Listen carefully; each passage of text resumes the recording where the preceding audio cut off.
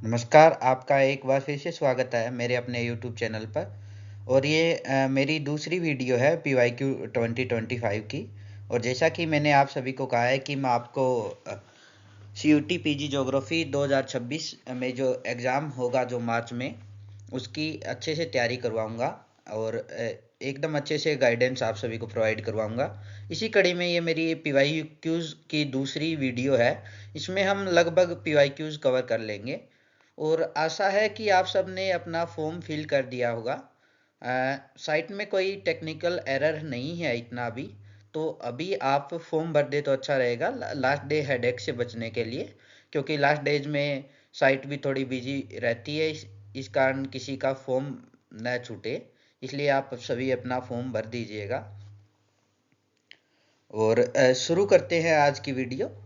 PYQs में पिछली video में हम 10-15 PYQs कर चुके थे और इसी कड़ी में हम आगे बढ़ेंगे। पहला क्वेश्चन है लेवल ऑफ अर्बनाइजेशन पे। मेरे ख्याल से एक क्वेश्चन पीछे भी आया था और एक स्टेट वाइज अर्बनाइजेशन पूछा है, एक और आगे आएगा जिसके अंदर अर्बनाइजेशन जिसमें कंट्रीज दी गई है उन्हें सीक्वेंस वाइज अर्बनाइजेशन के हिसाब से हमें पुट करना है। ऐसा ही एक क्वेश्चन आगे आपको देखने को मिलेगा जो पिछली बार पूछा गया था। शायद 3 क्वेश्चन थे पिछली बार अर्बनाइजेशन पे। इस बार भी चांस रहेंगे कि ऐसा ही कुछ क्वेश्चन पूछ ले NTA। अर्बनाइजेशन पे नहीं तो रिलीजन पे पूछ ले, या मतलब इसी कड़ी में कुछ इस टाइप के क्वेश्चन पूछेंगे जो आपको पढ़ने जरूरी होंगे। इंडियन ज्योग्राफी में आप सब पढ़ लेंगे और पॉपुलेशन ज्योग्राफी के अंदर भी कुछ इस तरीके की चीज़ें आपको पढ़ने को मिलेगी। सबसे पहले बात करें कि इसमें जो सीक्वेंस मिलान के लिए दिया गया है, तो हमने यहाँ पे 4 स्टेट दिए हुए हैं: वेस्ट बंगाल, बिहार, तमिलनाडु और केरला। इसमें सबसे कम आप सभी अंदाज़ा लगा सकते हैं कि बिहार ही रहेगा, क्योंकि बिहार में वैसे भी पॉवर्टी लेवल हाई है और वैसे हम अंदाज़ा लगा सकते हैं कि बिहार का सबसे कम रहेगा 11.30%। और उसके बाद वेस्ट बंगाल का हो सकता है। हमें कन्फ्यूजन आएगी तमिलनाडु और केरला में, क्योंकि ज़्यादातर साउथर्न स्टेट्स का अर्बनाइजेशन लेवल हाई रहता है कंपेयर टू नॉर्थर्न स्टेट से। एक कन्फ्यूजन बड़ी रहेगी केरला और तमिलनाडु में। इसी चक्कर में मेरा भी क्वेश्चन गलत हो गया था। मेरे को लगा कि केरला के अंदर ज़्यादा अर्बनाइजेशन होगा, इसलिए मैंने केरला को ऑप्शन 3 से मिला दिया था। इसी कारण मेरा ये क्वेश्चन गलत हुआ था, मेरे अभी तक याद है। और लेकिन ऐसा नहीं होगा, तमिलनाडु में अर्बनाइजेशन परसेंटेज केरला के मुकाबले हाई है, तो इसका सही सीक्वेंस होगा ऑप्शन ए का फर्स्ट, ऑप्शन बी का सेकंड, ऑप्शन सी का थर्ड और ऑप्शन डी का fourth. First, second, third, fourth. तो इसी के साथ इसका फोर्थ ऑप्शन सही होगा। नेक्स्ट क्वेश्चन की ओर बढ़ते हैं। आप देख सकते हैं कि तमिलनाडु में 48.45% और केरला के अंदर 47.72% अर्बनाइजेशन रेट रहेगा 11 की। The dash reported largest forest depletion during 2010-2020। इसके अंदर 4 ऑप्शन दिए गए हैं: democratic Republic of Congo, Brazil, Indonesia, Nigeria. इसमें हम अंदाज़ा भी लगा सकते हैं कि ज़्यादातर फॉरेस्ट मिलेंगे ब्राज़ील के अंदर। अमेजोन के जंगल है, सबसे गहरा जंगल है। तो हमें लार्जेस्ट फॉरेस्ट डिप्लेशन पूछा गया इसमें, तो हम इसमें अंदाज़ा भी लगा सकते हैं सीधा सीधा कि जहाँ फॉरेस्ट ज़्यादा पाएंगे वहाँ पे डिप्लेशन की प्रॉब्लम इन सालों बढ़ी होगी। और ब्राज़ील में खबरें भी आ रही हैं कई दिनों से कि वहाँ की गवर्नमेंट भी थोड़ा मतलब वहाँ के जो रिवलेंट है उनको थोड़ा सा मतलब डेवलपमेंट के नाम पे उनको थोड़ा सा मतलब तंग किया जा रहा है, वहाँ पे फॉरेस्ट वगैरह काटे जा रहे हैं, और इसका आंसर भी ब्राज़ील रहेगा। According to FAO and Global Forest Assessment Report 2010-20, Brazil recorded the largest absolute loss of forest area, mainly due to deforestation in the Amazon basin, driven by agriculture, cattle ranching, waterlogging, and infrastructure development. Next question से geographical thought से है। हमें इन्हें sequence में arrange करना है chronological order में। तो इसमें सबसे पहले हम पता लगाएंगे इनके सबसे पुरानी बुक कौन सी है। मतलब सबसे पहले देखेंगे तो मेरे हिसाब से इसमें नेचर ऑफ ज्योग्राफी जो कि हार्सोन ने लिखी थे, 1939 में पब्लिश थी मेरे ख्याल से। सबसे पुरानी ये रहेगी। उसके बाद हम लोकेशन एनालिसिस पे अंदाजा लगाएंगे। पीटर हैगेट ने शायद 1965 के अराउंड ये दी होगी। तो पहले नंबर पे ऑप्शन सी हो जाएगा, दूसरे नंबर पे ऑप्शन ए हो जाएगा। और उसके बाद कंफ्यूजन बचता है postmodern geographies the reassertion of space in social theory, and चौथा ऑप्शन है social justice and the city. Social justice and the city जिसका हमें पता है कि ये डेविड हार्वे ने दी थी, और इन्होंने 1973 के आसपास ये दी थी। और पोस्ट मॉडर्न जैसा नाम आया तो अंदाजा लगा सकते हैं कि ये सबसे लास्ट में ही होगा। तो इसका ऑप्शन करेक्ट हो जाएगा ऑप्शन सी, ए, डी, बी। सी, ए, डी, बी किस में दिखाई दे रहा है? ऑप्शन फोर्थ में। तो इसी के साथ ऑप्शन फोर्थ इसका सही हो जाएगा। एंड यहाँ पे आप देख सकते हैं nature of geography, Richard Hartshorne 1939, locational analysis in human geography, Peter Haggett 1965, social justice and the city, David Harvey 1973, postmodern geographies the assertion of space in social theory, Edward Soja 1989। इसी के साथ next question पे बढ़ते हैं हम।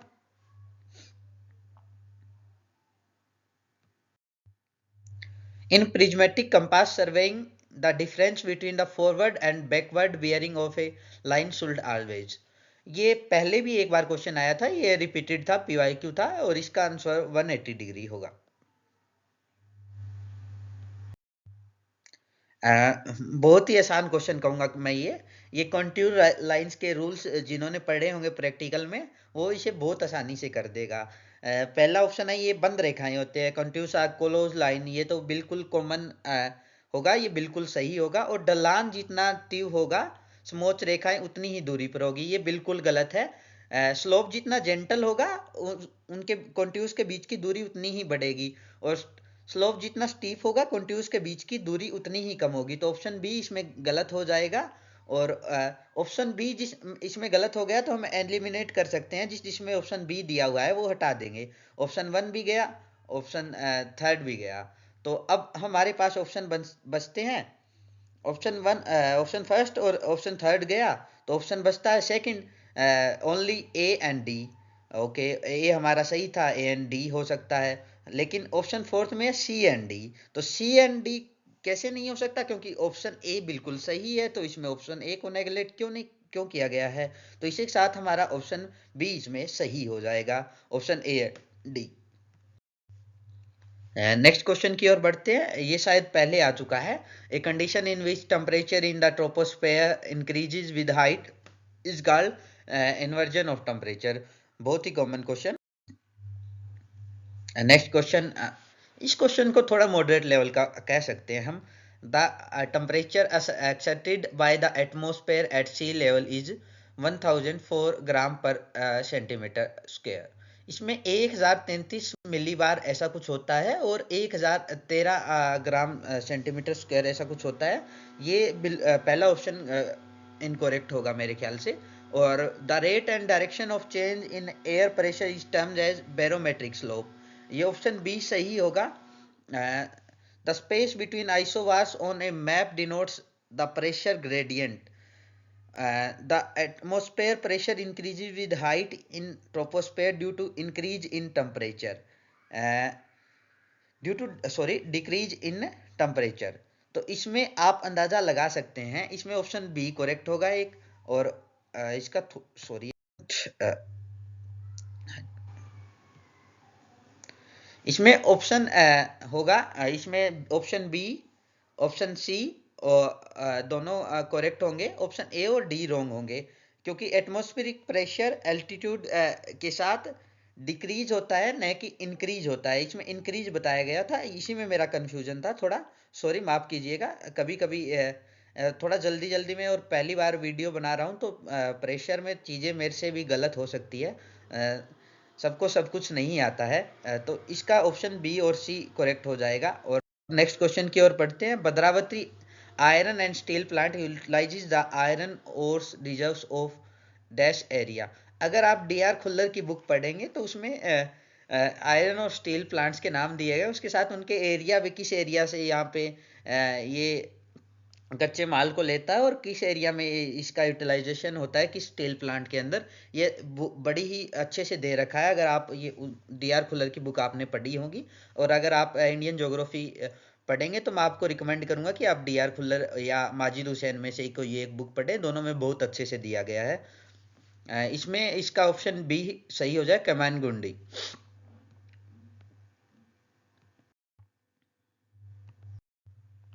Next question, dash soil in India is an example of intrazonal soil.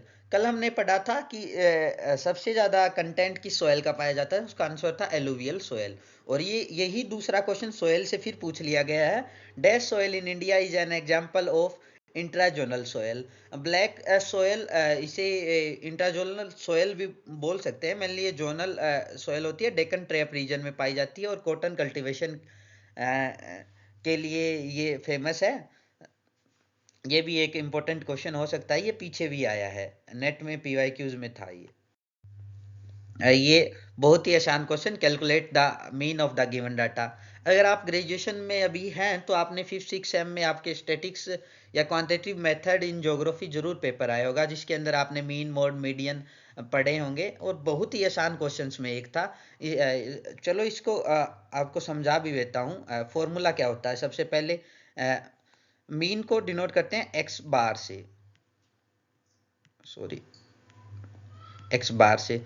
और ये है डिस्क्रीट सीरीज दी गई है, जिसके अंदर हम एक्स तो बोल सकते हैं रेनफॉल इन एमएम में जो नंबर दिए गए, और एफ बोल सकते हैं इसकी फ्रीक्वेंसीज, ये है इसकी फ्रीक्वेंसीज। तो इसका फॉर्मूला मीन का फॉर्मूला सिंपल हो सकता है, सिग्मा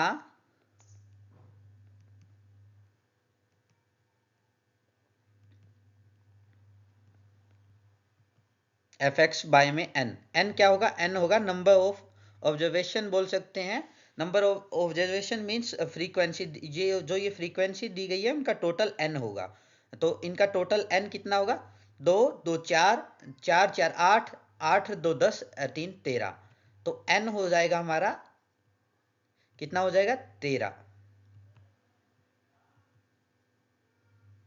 सॉरी, थोड़ा एक्सपीरियंस कम है, मैंने कभी यूज़ नहीं किया है बोर्ड ऐसा, मतलब खुद से टाइप करना वगैरह, तो थोड़ा सा मतलब परेशानी आ रही है इन चीज़ों में। और f और x, सिग्मा एफ एक्स है तो x को f से मल्टीप्लाई करेंगे, 2 1 जा। बहुत ही कॉमन क्वेश्चन है ये, मैं अच्छे से एक्सप्लेन नहीं कर पा रहा हूँ क्योंकि मेरे को थोड़ा एक्सपीरियंस नहीं है इन चीज़ों का। तो आपको थोड़ा सा मतलब खुद से ही समझने का प्रयास करना। 2 1 जा 2, 4 2 जा 8,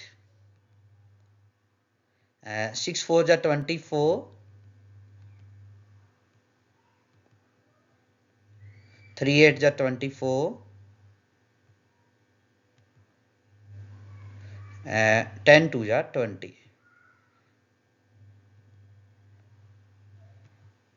इन सब ऑब्जर्वेशन, इन सब को जोड़ेंगे तो हमारा सिग्मा एफ एक्स हो जाएगा टोटल 78। और 78 को हम 13 से डिवाइड करेंगे तो 6 आएगा, और 6 इसका आंसर हो जाएगा। ऑप्शन बी इसका बिल्कुल एग्जैक्ट आंसर हो जाएगा। एक बार प्रोसेस समझ लीजिए। रेनफॉल जो है हम इसे एक्स मानेंगे, जो वेरिएबल्स दिए गए हैं वो एक्स है, और नंबर ऑफ स्टेशंस दिए गए हैं, फ्रीक्वेंसीज दी गई है।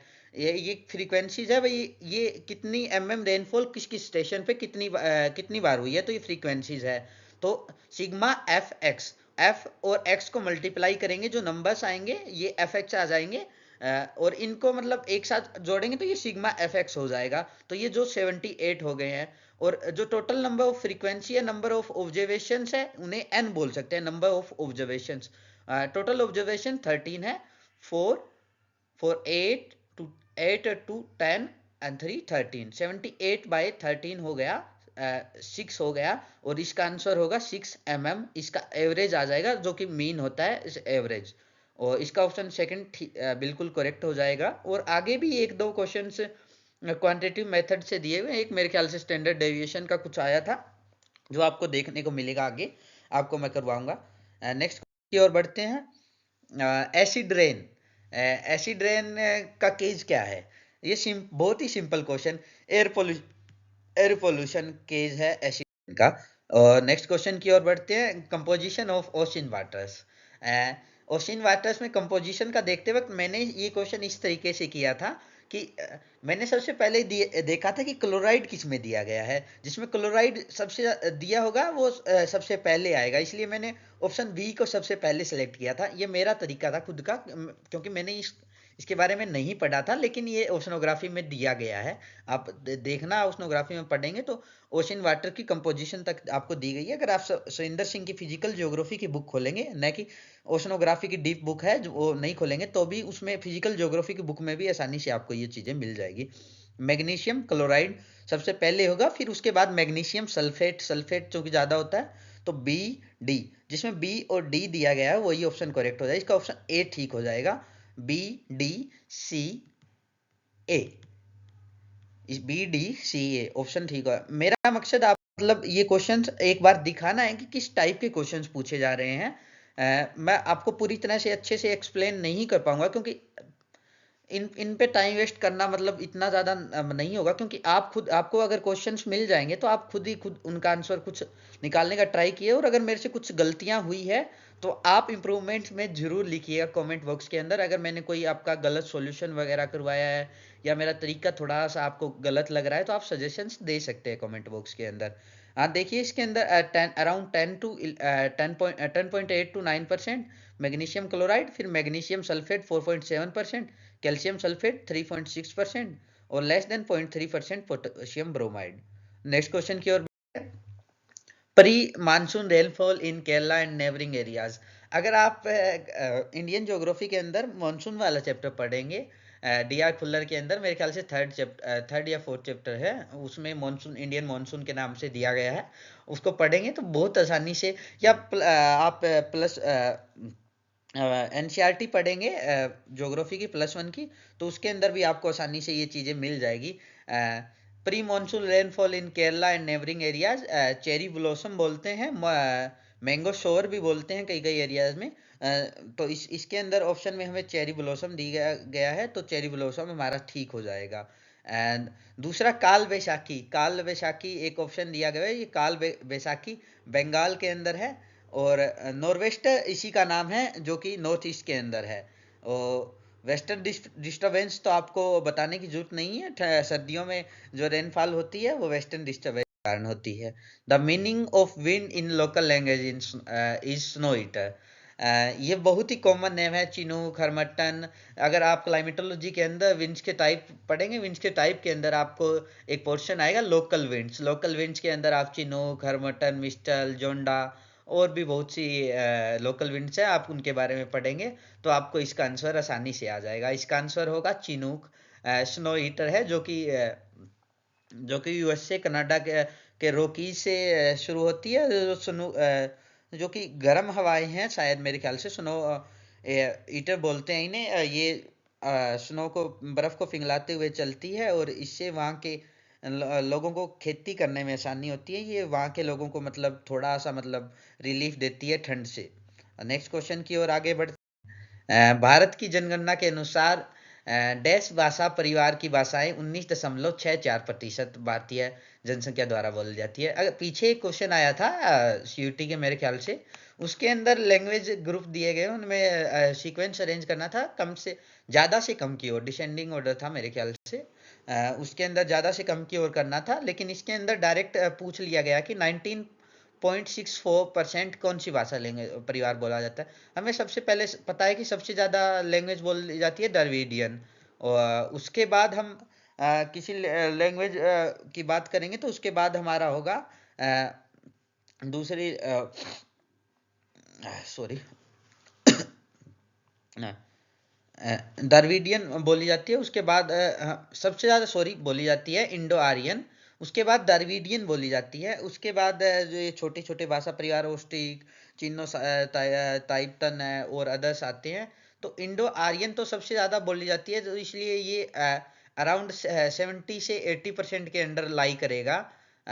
इसके बाद द्रविडियन बोली जाती है, हमें पता था। तो द्रविडियन इसमें आंसर 19.64% हो सकता है अगर आपने इसे पढ़ा हो तो।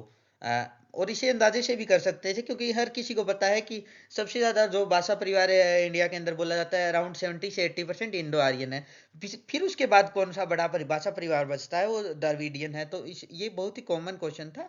आप अपने खुद के एनालिसिस से भी इसका आंसर दे सकते हैं। जरूरी नहीं है कि आपको चीज़ें एग्जैक्ट आती हो, आपकी सोचने की क्षमता थोड़ी ज़्यादा हो तो आप इन क्वेश्चंस का आंसर आसानी से कर सकते हैं।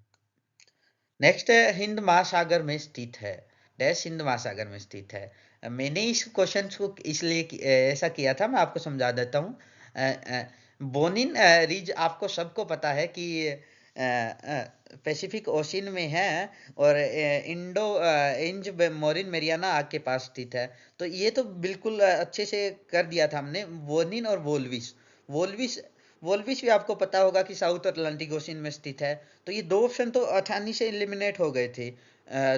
बाकी बचे दो ऑप्शन, डॉल्फिन और सेचेलस। इसमें थोड़ा कंफ्यूजन था। हाँ, डॉल्फिन, फिर भी मैंने सोचा कि ये डॉल्फिन ज़्यादा कॉमन नाम नहीं है। अ, फिर मैंने सोचा कि ये सेचेलस होगा। मैंने इसका तुक्का ही लगाया था, मेरा सही हो गया था। लेकिन मैं आपको बता दूं कि डॉल्फिन रीज है मिड अटलांटिक रीज, रीज है जो नॉर्थ अटलांटिक ओशियन में पाई जाती है। और Seychelles ridge submarine feature located in Indian Ocean. ये आप ओशनोग्राफी के अंदर तीनों महासागरों को स्टडी करेंगे, जिसके अंदर दिए गए हैं तीनों। इंडियन ओशियन दिया गया है, अटलांटिक और पैसिफिक, मेनली ये तीन ही दिए गए हैं, बाकी नहीं दिए गए हैं। तो इन तीनों को पढ़ेंगे, उसके अंदर आपको रीजेज मिलेंगी, और आप पढ़ोगे तो आपको बहुत अच्छे से ये आंसर बन सकते हैं। डॉल्फिन राइज भी दिया गया था, और उसके ऊपर वो दिया गया नॉर्थ अटलांटिक ओशियन का बहुत अच्छे से रीजेज दी गई है, जिन्हें हम आसानी से याद कर सकते हैं। मेरे एग्जाम के अंदर ये कंफ्यूजन हो गया था, डॉल्फिन रीज में रिमेंबर नहीं कर पाया था इस चीज को, लेकिन आंसर चलो ठीक हो गया। नेक्स्ट नेक्स्ट क्वेश्चन भी आसान है। एस्चुरीज किस साइड बनता है, किस साइड डेल्टा बनता है, आपको पता ही है। मार्मा गोवा बंदरगाह एस्चुरीज के प्रवेश द्वार पर स्थित है। तो ये बिल्कुल एग्जैक्ट सही होगा। जवाहरलाल नेहरू बंदरगाह देश का पहला कॉरपोरेट बंदरगाह, कमर्शियल नावा शिवा भी जिसे बोलते हैं। तो ये ऑप्शन सेकंड भी मेरे ख्याल से करेक्ट होगा। और नेशनल वाटरवेज अगर आप पढ़ेंगे तो नेशनल वाटरवेज आंध्र प्रदेश, तेलंगाना और तमिलनाडु पुदुचेरी साइड है, जो कि केरला के अंदर नहीं है। केरला आता है नेशनल वाटरवे 3 के अंदर। तो इसका ये ऑप्शन सी गलत हो जाएगा। और कोंकण रेलवे महाराष्ट्र के रोहा को कर्नाटका के मैंगलोर से जोड़ती है। तो ये कहीं ना कहीं सही एग्जैक्ट आंसर दिख रहा है। तो इसका ऑप्शन ए, बी और डी हो जाएगा। इसका ऑप्शन 1 एग्जैक्ट रहेगा।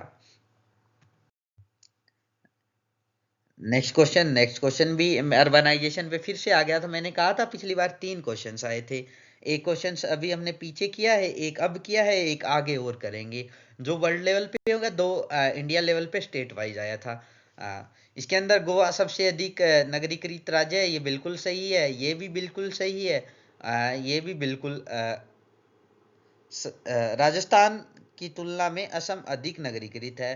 इसमें थोड़ा कंफ्यूजन होगा इस ऑप्शन इन दो ऑप्शंस में। दो ऑप्शन तो एलिमिनेट हो सकते हैं बड़ी आसानी से, इन दो में कंफ्यूजन रहता है। मैंने पिछली वीडियो में भी आपको बताया था कि इस ये क्वेश्चन पेपर एक वार्निंग था आप लोगों के लिए। ऐसा होता था कि पहले जो पेपर्स आपने देखे होंगे उनके अंदर ऐसा होता था कि हम दो ऑप्शन को भी एलिमिनेट कर दे तो हमें आंसर मिल जाता था।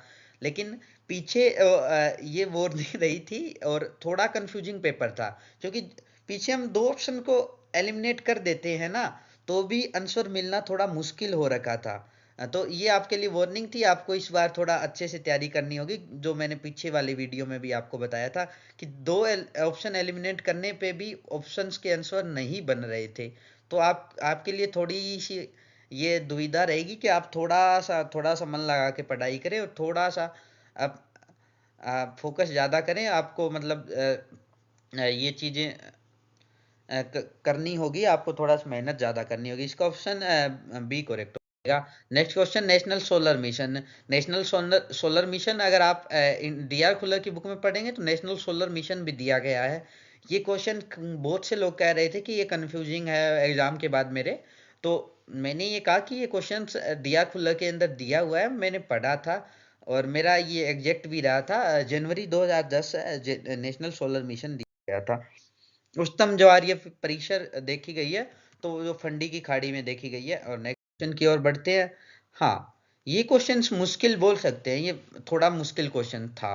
अ, ये सबके लिए बहुत मुश्किल क्वेश्चंस में एक था, क्योंकि ज़्यादातर सॉफ्टवेयर जीआईएस सॉफ्टवेयर का हमें पता है, आर्क हो गया, क्यू जीआईएस हो गया, अदर्स हो गए। ग्राम का भी पता होगा क्योंकि आईआईटी ने डेवलप किया है। ये एक दो चीज़ें पता थी, सबको सब कुछ नहीं पता था। ये ऑप्शन बहुत से लोगों ने आंसर इसका स्किप किया था। और मैं भी आपको सलाह दूंगा कि ऐसे क्वेश्चंस को स्किप किया जाए कि आप जो आपको अंदाज़ा नहीं लग पा रहा है, जिनमें एक दो ऑप्शन एलिमिनेट नहीं हो पा रहे हैं, तो थोड़ा सा आपको इन क्वेश्चंस को स्किप करना चाहिए। यही आप लोगों के लिए सही रहेगा। चलिए इस क्वेश्चंस का आंसर तो जान लेते हैं।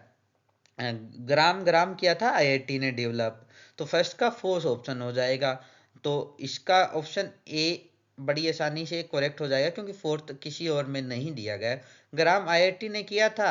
आईजीआईएस जो कि सैक ने किया था। और ग्रास जीआईएस, ग्रास से आप याद रखिएगा कि ग्रास जहां भी नाम आए तो आप बड़ी आसानी से यूएसए और कनाडा कर सकते हैं। यूएसए और कनाडा की कोई भी एजेंसी दी गई है वो कर सकते हैं। और नेक्स्ट आर्क इन्फो, ये सारा ही ने किया था। इस नेक्स्ट क्वेश्चन और बढ़ते हैं।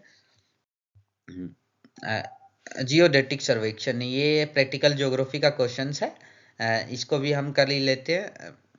जियोडेटिक सर्वेक्षण, इसका ऑप्शन फर्स्ट सही हो जाएगा। नियंत्रित बिंदुओं का एक समूह स्थापित करता है। अगर आपको इसमें मतलब थोड़ा सा मतलब अंदाजा लगाना हो, आपको क्वेश्चंस का आंसर नहीं बन रहा हो, तो आप अंदाजा लगा सकते हैं एरो सर्वेक्षण से क्या होगा। एरो सर्वे से हेलीकॉप्टर, हवाई जहाज आदि का सर्वेक्षण। हाइड्रोग्राफिक सर्वे से क्या होगा, जल निकायों आदि का सर्वेक्षण। तो क्या हो गया, सी का क्या हुआ, फोर्थ। सी का फोर्थ। सी का फोर्थ किस किस में है, सी का फोर्थ है फर्स्ट, थर्ड और फोर्थ में। तो सेकंड हम एलिमिनेट हो गया, हमारा ऑप्शन सेकंड निकल गया है कि सेकंड तो होगा ही नहीं। अब अब देखते हैं, सी का फोर्थ तीन में दिया गया है। लेकिन ऑप्शन डी डी का भी हमें आंसर पता है। ऑप्शन डी का हाइड्रोग्राफिक सर्वे, जल निकायों का सर्वेक्षण। हाइड्रोग्राफिक सर्वे, जल निकायों का सर्वेक्षण, डी का होगा थर्ड। तो डी का थर्ड जिसमें दिया गया है, वो तो हमारे ऑप्शन में इंक्लूड हो जाएंगे। जिसमें नहीं गया है, दिया गया वो निकल जाएगा। तो ऑप्शन फोर्थ फिर से निकल गया है। ऑप्शन सेकंड और फोर्थ निकल गया है। और हमें पहले का ऑप्शन पता ही था, पहले का आंसर पता था। जियोडेटिक सर्वेक्षण नियंत्रित बिंदुओं का एक समूह स्थापित करता है। तो फर्स्ट का फर्स्ट था, तो हमारा इसी के साथ ऑप्शन फर्स्ट करेक्ट हो गया। ऐसे एलिमिनेशन से आप कर सकते हैं। अगर आपको दो या तीन का आंसर पता है, तो आपको बड़ी आसानी से ये चीज़ें निकाल सकते हैं, आंसर निकाल सकते हैं।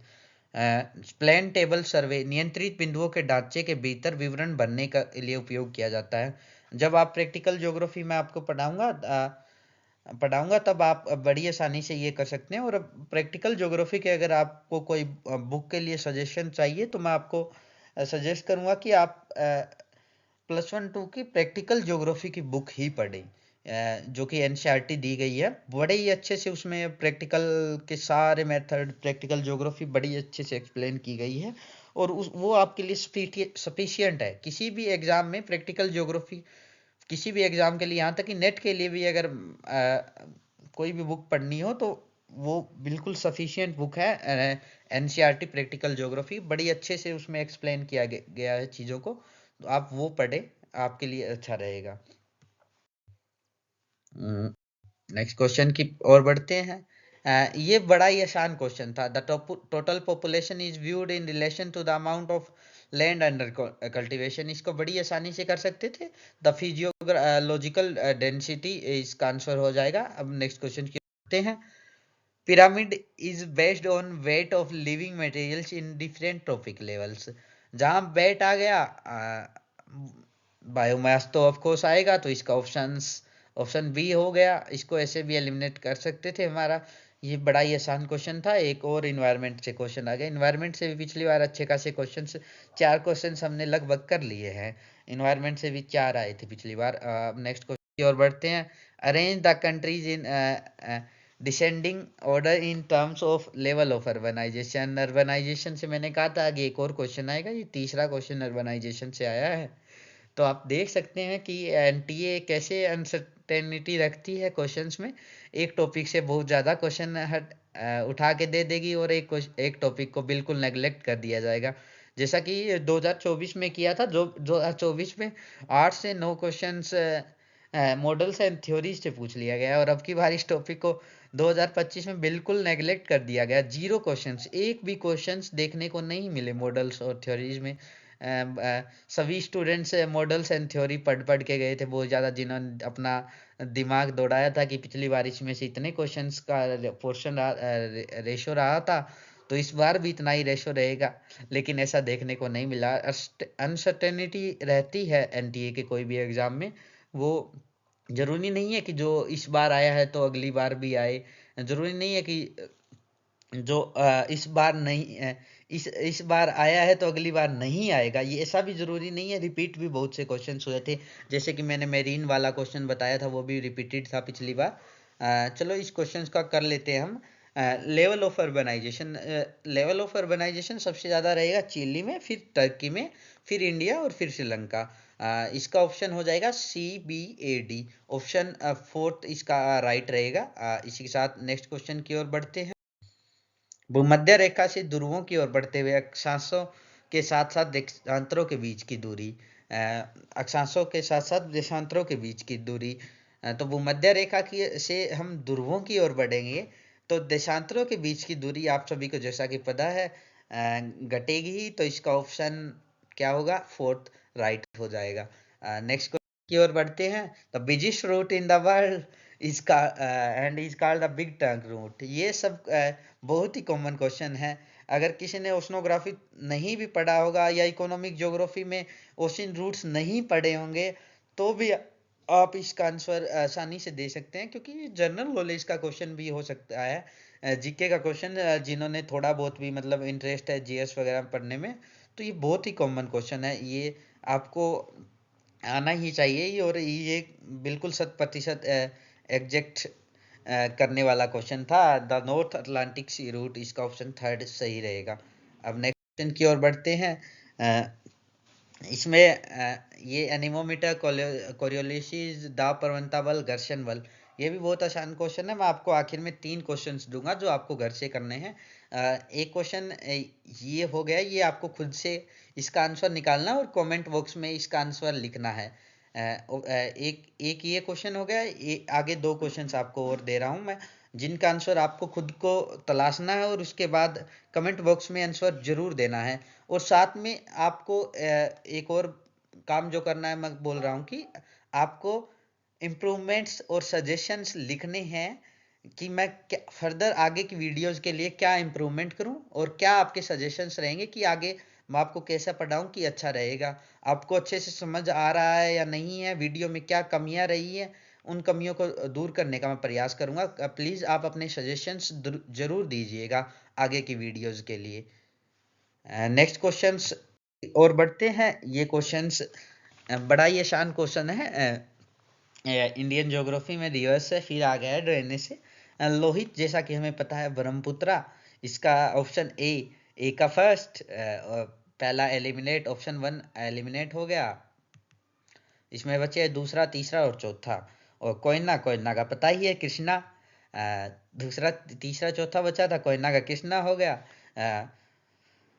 अब क्या है, बी का सेकंड किस में है, तो इसमें दूसरा ऑप्शन भी एलिमिनेट हो गया। अब बचा तीसरा और चौथा। गिलगित, गिलगित, लाहौल स्पीति। लाहौल स्पीति नीचे पड़ता है एरिया, तो लाहौल स्पीति नीचे एरिया पड़ता है, तो सतलुज हम कर सकते हैं, और गिलगित अपर पड़ता है और जिसके आसपास इंडस पड़ती है, तो ये इसकी ट्रिब्यूटरीज भी है, और ये एरियाज के नाम भी है। हम ऐसे मतलब अंदाजा लगा के भी इनका आंसर कर सकते थे। वैसे ही आना चाहिए, बहुत ही कॉमन क्वेश्चन था आप सभी को। इसमें भी एलिमिनेशन की मेरे ख्याल से आपको जरूरत नहीं पड़नी चाहिए थी। इसका ऑप्शन फोर्थ सही हो जाएगा, first, second, third, fourth. Next question की ओर बढ़ते हैं। ये देखिए आप इसका हम नीचे से शुरू करेंगे एनालिसिस। पश्चिमी हिमालय से प्राप्त वर्षा की मात्रा पूर्वी हिमालय से अधिक है। आपको पता है कि जैसा कि नॉर्थ ईस्टर्न हिल रीजन्स में वर्षा रेनफॉल ज़्यादा होती है कि वेस्टर्न हिमालय के कंपैरिजन में, लेकिन इसके अंदर बिल्कुल उल्टा दिया गया है कि वेस्टर्न हिमालय में जो रेनफॉल है वो वो ईस्टर्न हिमालय की तुलना में अधिक होती है। तो ये ऑप्शन डी इसका गलत हो जाएगा। ऑप्शन डी जिस भी ऑप्शन में दे रखा है वो वो एलिमिनेट हो जाएगा, मतलब इसका पहला नहीं होगा और तीसरा नहीं होगा। बचे हैं ऑप्शन दूसरा और चौथा। इसको आगे से और देख लेते हैं। भारत के दक्षिणी भाग में मानसून की शुरुआत का सामान्य समय जून है। ये बिल्कुल एग्जैक्ट है। मानसून का द्वार केरला बोला जाता है और केरला में जून के अंदर मानसून आ जाता है। तो इसका ऑप्शन सी सही रहेगा। तो सी दोनों में दे रखा है, इसमें एलिमिनेट नहीं हो सकता। हमें एक एक और ऑप्शन को देखना होगा। भारत में मानसून की वर्षा पश्चिम से पूर्व की ओर कम होती है। क्या ये सही है? ऑप्शन अगर ये ऑप्शन बी सही रहता है तो ऑप्शन डी सही होगा, डी सही था तो ऑप्शन बी सही होगा।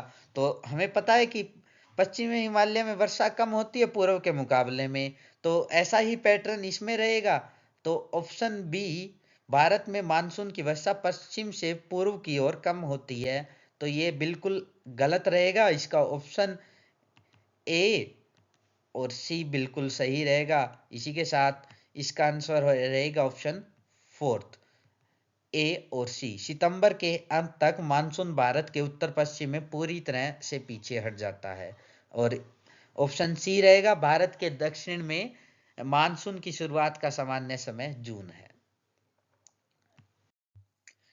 ये भी आपको अपना आंसर कमेंट बॉक्स में लिखना है। एक पीछे क्वेश्चन नंबर 62 था, उसका कमेंट बॉक्स में लिखना है, और एक इसका आपको आंसर कमेंट बॉक्स में लिखना है। आगे एक क्वेश्चन और दूंगा मैं आपको। मैंने कहा था कि 3 क्वेश्चंस आपको खुद से करने हैं, उनके आंसर आपको जरूर कमेंट बॉक्स के अंदर लिखने हैं। नेक्स्ट क्वेश्चन की ओर बढ़ते हैं। उष्मादेव, ये भी एक कॉमन क्वेश्चन है जो आप एलिमिनेशन से बड़ी ही आसानी से कर सकते हैं। बड़े शहरों में तापमान शहर के केंद्र से ग्रामीण इलाकों की ओर धीरे धीरे कम होता है। तो हीट हीट आइलैंड क्या ही हीट आइलैंड क्या कॉन्सेप्ट होता है कि अंदर की ओर टेम्परेचर हाई होता है, बाहर की ओर जाते जाते कम होता है। तो ये ऑप्शन ए बिल्कुल इसका सही रहेगा। गतिविधियों का संकेंद्रण, इमारतों का घनत्व और पक्की सतह उष्माद्वीप के विकास में योगदान देती है। ऑप्शन ए और बी दोनों सही रहेंगे, क्योंकि शहरी इलाकों में बिल्डिंग्स, पक्की सड़कें आदि नीचे मतलब जाने नहीं देती, और चीज़ों को इसी के कारण उष्माद्वीप का विकास में योगदान होता है। तो ये ऑप्शन बी बिल्कुल एग्जैक्ट रहेगा। और केंद्रीय और बाहरी भागों के बीच तापमान का अंतर दिन के समय अधिक स्पष्ट होता है। केंद्रीय और बारह भाग, हाँ ये बिल्कुल तीसरा ऑप्शन भी बिल्कुल सही रहेगा। ज़्यादातर डिफरेंस हमें दिन के समय में ही देखने को मिलता है। तो इसका ऑप्शन ए, बी और सी तीनों सही रहेगा। उष्माद्वीप की स्थितियां गर्मी के मौसम तक ही सीमित है और वे सर्दियों के मौसम में नहीं होती। ये ऑप्शन डी बिल्कुल गलत रहेगा, क्योंकि सर्दियों में भी इसका प्रभाव हमें देखने को मिलता है। फॉर एग्जांपल अब हम शहर के एरिया में होंगे तो हमें थोड़ा गर्मी का एहसास होगा। सेटलमेंट जहाँ होगी ज़्यादा, वहाँ गर्मी का एहसास होगा। जैसे जैसे बाहर हम खेतों की ओर बढ़ेंगे तो वहाँ पे थोड़ा सा टेम्परेचर कम मिलेगा, हमें पेड़ पौधे मिलेंगे। बाहर की ओर गांव की तरफ आएंगे तो वहाँ टेम्परेचर शहर के मुकाबले कम देखने को मिलेगा। तो उष्माद्वीप की स्थिति गर्मी के मौसम तक ही सीमित नहीं है, वे सर्दियों में भी हमें मिल सकती है। तो इसका ऑप्शन ए, बी और सी ऑप्शन सेकंड सही रहेगा। अ, और ये तीसरा क्वेश्चन आपके लिए, question number 66, does not favour the growth of corals. एक ये हो गया। एक उससे पीछे वाला क्वेश्चन नंबर 73 और क्वेश्चन नंबर 62, 73 और 66 आपको कमेंट बॉक्स में इनका आंसर लिखना है, क्या आंसर रहेगा। और सबसे बड़ी बात, आपको इम्प्रूवमेंट्स और सजेशंस जरूर लिखने हैं कि मैं अपनी वीडियोस में क्या अच्छा कर सकता हूँ, क्या कुछ नया कर सकता हूँ, और क्या आप एक्सपेक्ट कर रहे हैं मुझसे कि मैं क्या ऐसा करूँ कि आप आगे मतलब मेरे साथ जुड़े रहें, और आपको किस टाइप का कंटेंट की आगे आवश्यकता है, आप जरूर लिखें। आगे भी मैं आपको वीडियोस प्रोवाइड करवाता रहूँगा। आगे हम जो बचे कुछ 10-15 क्वेश्चंस रहते हैं जो PYQ 2025 के हैं वो करेंगे, और उसके बाद मैं आपको पूरे सिलेबस का ओरिएंटेशन करवाऊंगा। पूरा सिलेबस एक बार बताऊंगा कि सिलेबस ये रहेगा CUET का, आपको किस टाइप से तैयारी करनी है। चूंकि अब जनवरी आ चुका है, जनवरी फरवरी और मार्च में अपना एग्जाम है ही, तो लगभग 2 महीने का टाइम हमारे पास है। तो 2 महीने में हम इतने बड़े सिलेबस को कैसे कवर करें, थोड़ा सा मतलब आपको मैं ओवरव्यू दूंगा कल आपको हमें क्या करना है और किस टाइप से करना है।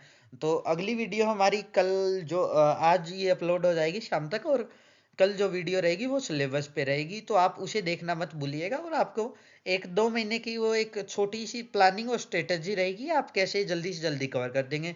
और हाँ, एक जरूरी बात, जिन्होंने अभी तक अपना फॉर्म फिल नहीं किया है तो वो जल्दी से जल्दी अपना फॉर्म फिल कर दे, ताकि आपको आगे लास्ट डे हेडेक न रहे। इसी के साथ धन्यवाद। और आप से एक गुजारिश रहेगी, आप वीडियो अपने दोस्तों के साथ शेयर कीजिए, क्योंकि ज्ञान बांटने से बढ़ता है। आप वीडियो देखेंगे, उसके अंदर चीज़ों के क्वेश्चंस को अपने दोस्तों के साथ डिस्कशन करेंगे, तो नॉलेज गेन ही होगा। और मेरे ख्याल से 2 लोग एक साथ तैयारी करेंगे तो मेरे ख्याल से अच्छा रहेगा। थैंक यू वेरी मच, धन्यवाद। और लाइक शेयर एंड सब्सक्राइब।